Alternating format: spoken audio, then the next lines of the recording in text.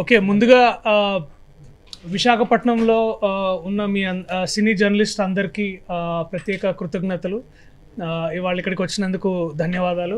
So ఇవాళ మేము ఇక్కడికి రావడానికి ముఖ్య కారణం ఒకటి, ముందుగా వైజాగ్ ప్రేక్షకులందరికీ చాలా చాలా థ్యాంక్స్. ఇప్పటికీ ఇక్కడ అద్భుతమైన రెస్పాన్స్ ఉంది. కలెక్షన్స్ ఎందుకులే కానీ ఇప్పుడు కలెక్షన్స్ అఫ్కోర్స్ కలెక్షన్స్ కూడా చాలా బాగున్నాయి, కానీ అద్భుతమైన రెస్పాన్స్ వచ్చింది మా అందరికీ.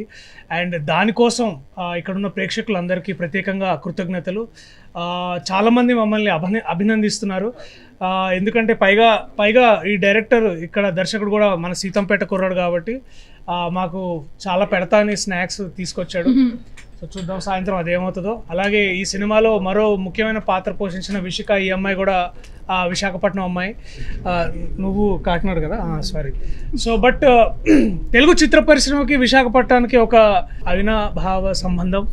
దీని గురించి ప్రత్యేకంగా చెప్పాల్సిన అవసరం లేదు. కానీ ఇంకా మేము ఎక్కువ మంది ప్రేక్షకుల్ని, వైజాగ్లో ఉన్న ఎంతోమంది ప్రేక్షకులకి మా విజ్ఞప్తి ఏంటంటే, ప్లీజ్ దయచేసి కోర్ట్ అనే సినిమా, కోర్ట్ స్టేట్ వర్సెస్ నోబడీ, మీ దగ్గరలో ఉన్న థియేటర్స్లో అన్నిట్లో ఇంకా విజయవంతంగా సక్సెస్ఫుల్గా రన్ అవుతుంది. సో దయచేసి ఈ చిత్రాన్ని చూడండి, మరింత విజయవంతం చేయండి. చాలామంది రివ్యూ రైటర్స్ కానీ, చాలామంది వేరు రంగాల్లో ఉన్న ప్రముఖులందరూ అన్న ఒకటే మాట చెప్పాలంటే, ఇది చాలా ఇంపార్టెంట్ సినిమా, మనకి చాలా అవసరమైన సినిమా అని చాలామంది అన్నారు. మమ్మల్ని థ్యాంక్స్ అని, కంగ్రాచులేషన్స్ అని రెండు ఒకేసారి చెప్తుంటే మా అందరికీ చాలా సంతోషంగా ఉంది. సో మీ అందరికి కూడా మరోసారి ప్రత్యేకంగా కృతజ్ఞతలు.